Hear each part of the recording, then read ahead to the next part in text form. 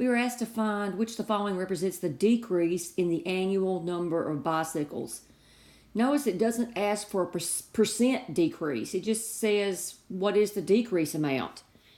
So you can tell in 1990 there's 42%, 33% in 1993. So you can tell it's going down.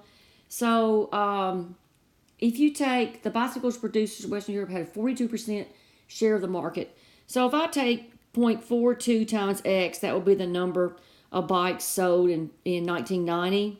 And then 0.33 times X will be the number of bikes sold in 1993. And if you find that difference, that's going to be the decrease in the annual number of bicycles.